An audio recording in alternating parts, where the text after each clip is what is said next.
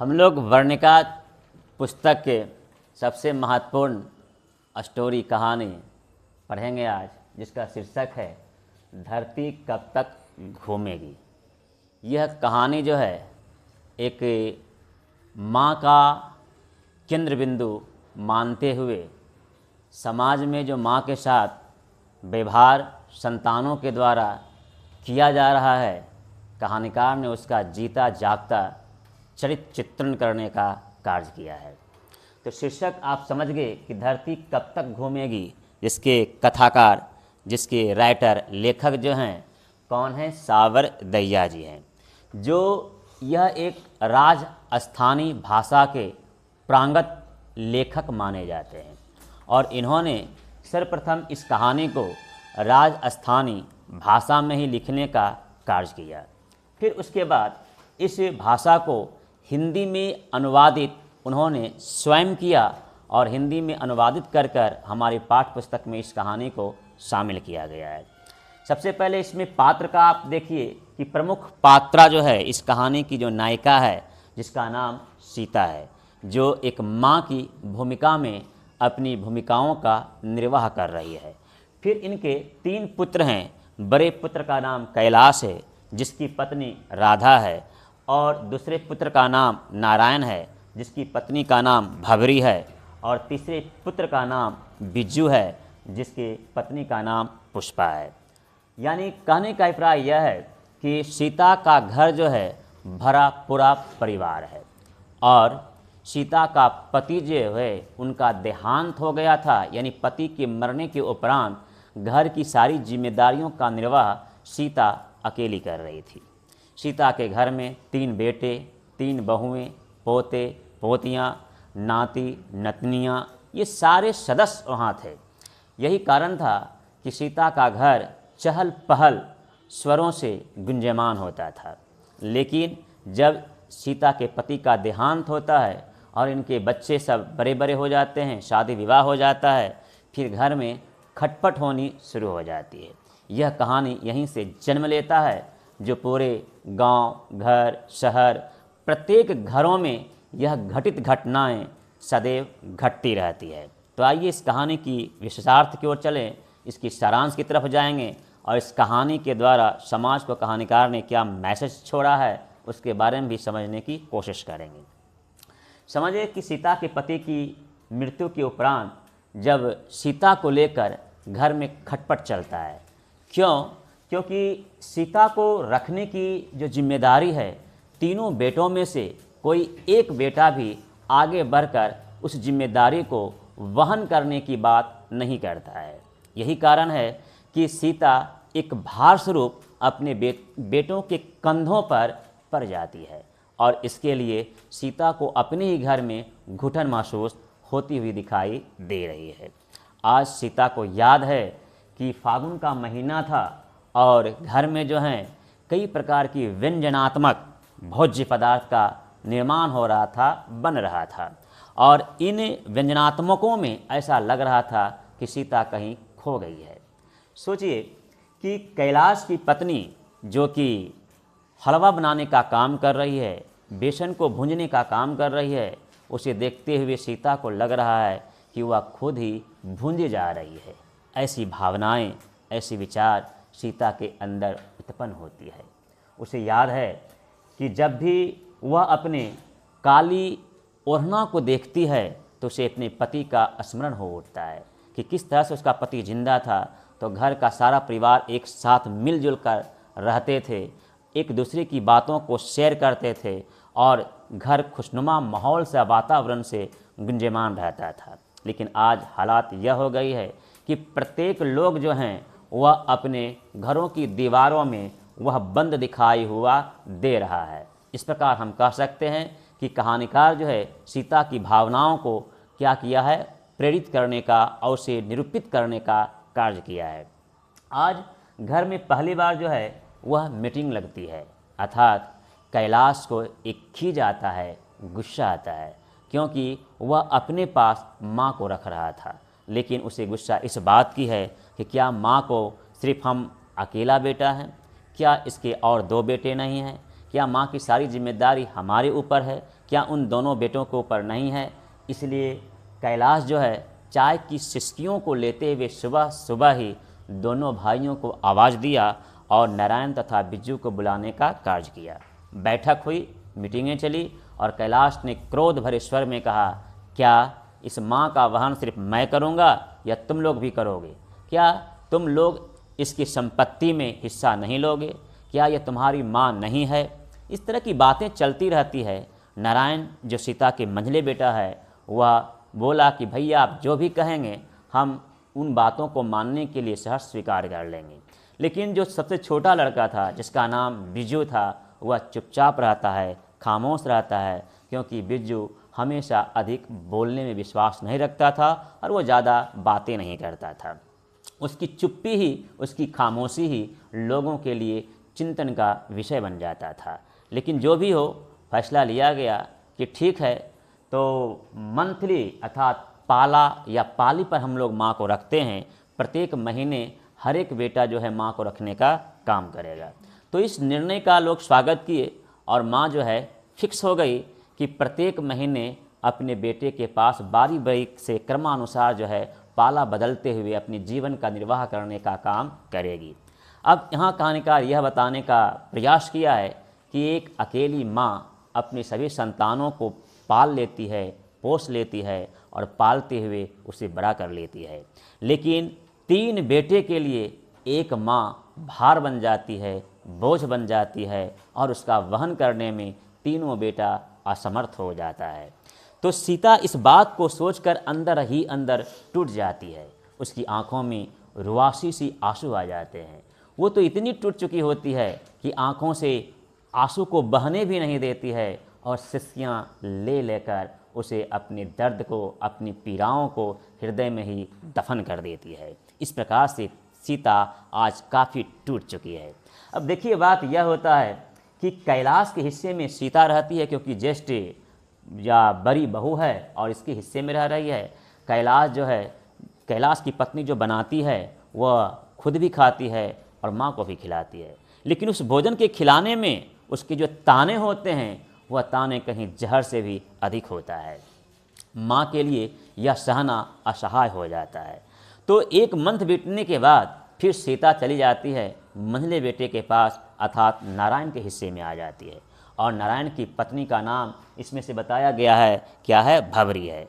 भवरी रखने का काम करती है, उसे खिलाने का काम करती है और फिर उसे भी माँ एक बोझ के रूप में दिखाई देती है। अतः इस प्रकार से तीनों बेटा, तीनों बहुओं के बीच में यह सीता जो है एक प्रकार का कह सकते हैं कि प्रतिमूर्ति बनकर रह जाती है। कभी इसके हिस्से में, कभी उसके हिस्से में, कभी अन्य के हिस्से में, और इस तरह से एक फुटबॉल की तरह सभी इसे लुढ़काने का काम करते हैं।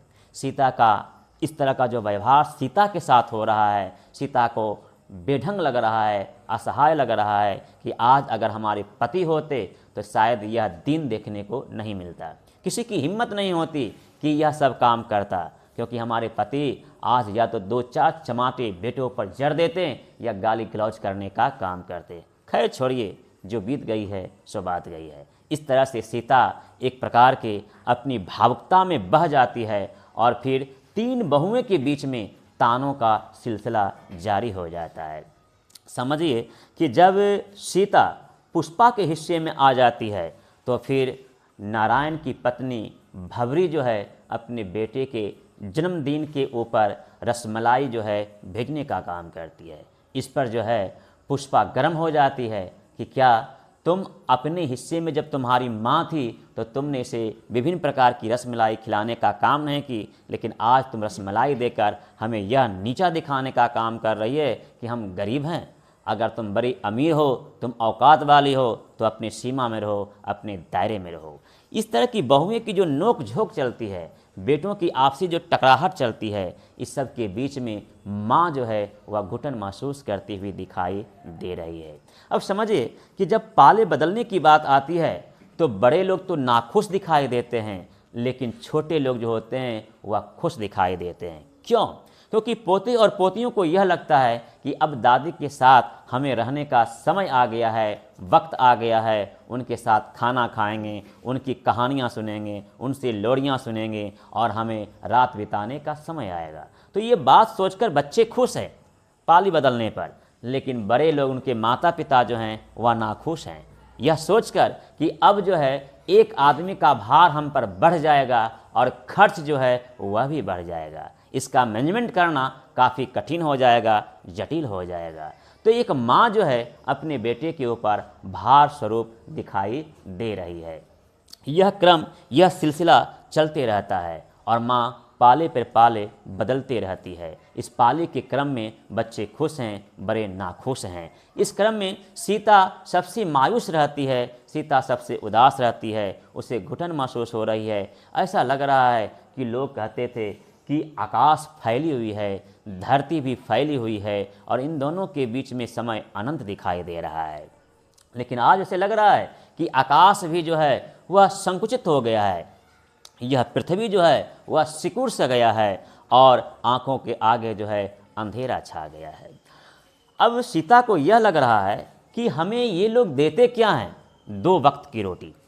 5-7 आदमी के बीच में एक व्यक्ति का भोजन तो ऐसे ही निकल आता है, लेकिन नहीं, इन्हें एक व्यक्ति का भोजन भार दिखाई दे रहा है। कौन रोटी चाहता है? रोटी तो वह भी खाते हैं, रोटी हमें भी मिल जाता है।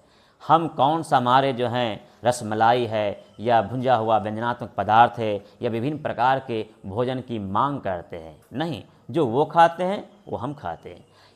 होता यहाँ तक है कि वो अच्छे भोजन खाते हैं, लेकिन हमें रूखी और सूखी रोटियाँ परोस दी जाती है, फिर भी हमें कुछ नहीं कहा।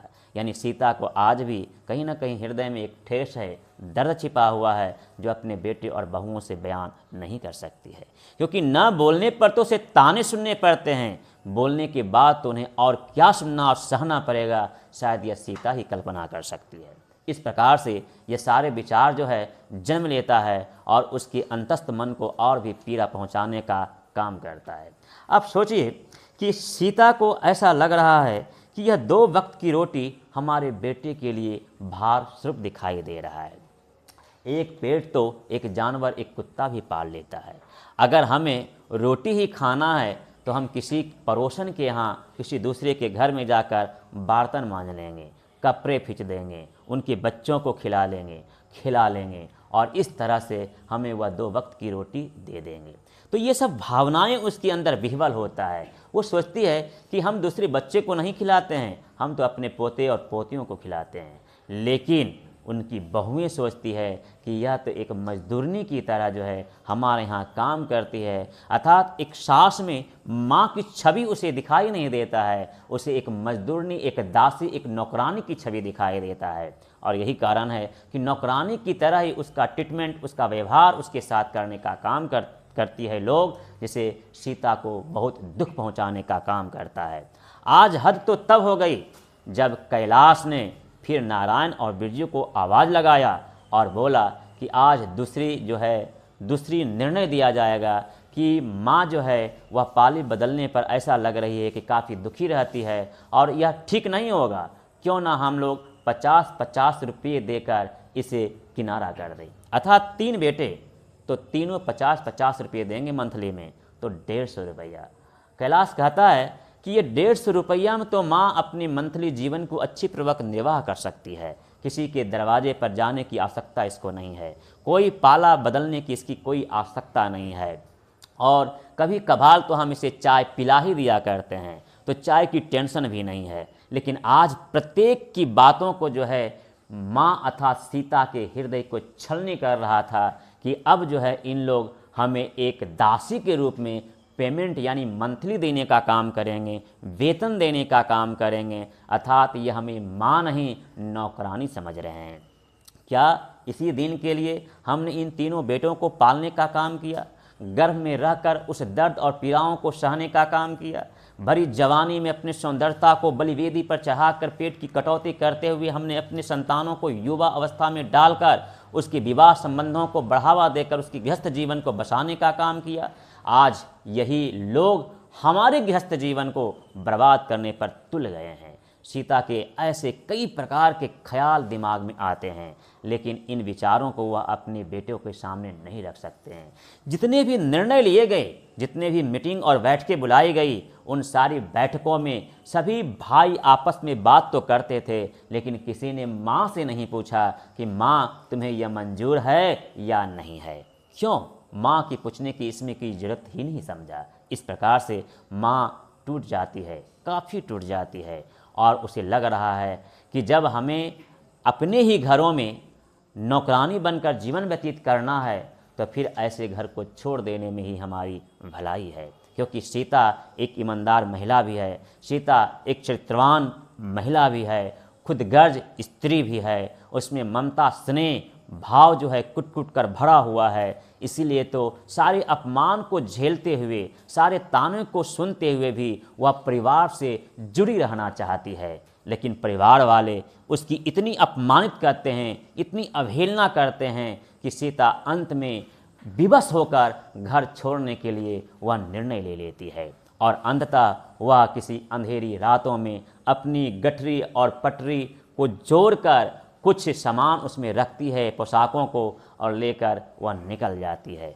सीता कहाँ जाती है पता नहीं, लेकिन घर के दरवाजे से जैसे ही वह पैर बाहर निकालती है, उसे लग रहा है कि आकाश भी फैला हुआ है, यह धरती भी फैली हुई है, रास्ते भी चौड़े हैं, और जीवन की सुखद जो है यह आनंद की अनुभूति है। अर्थात यहाँ सीता स्वाभिमान के साथ जीने का फैसला लेती है और अपनी ममता को त्याग कर वह घर से बाहर निकल जाती है। इस प्रकार से कहानीकार ने एक माँ की जो परिस्थितियों से लड़ते हुए दृश्य को दिखाया गया है वह काफ़ी रोचकता की ओर ले जाने का काम करता है, क्योंकि आज प्रत्येक घर में यह घटनाएं घट रही है, चल रही है, और यह संवाद जो हैं ताने बाने हर एक घर में बुना जा रहा है। इस प्रकार हम कह सकते हैं, कहानीकार का कहना है कि इस दुनिया में, इस संसार में अगर ईश्वर ने खूबसूरत चीज़ का निर्माण किया तो वह माँ होती है, लेकिन इन खूबसूरत चीज़ों के साथ भी इतने गलत व्यवहार लोगों के द्वारा किया जाता है कि एक माँ भी टूट जाती है, बिखर जाती है। अतः हम कह सकते हैं कि यह कहानी समाज में माँ के प्रति बदलते हुए व्यवहारों को फिर से सोचने के लिए विवश कर देता है, और कहता है कि आप उनका व्यवहारता में एक अच्छे व्यवहार लाने का काम करें तथा माँ को जीवंतता प्रदान करने का कार्य करें। धन्यवाद।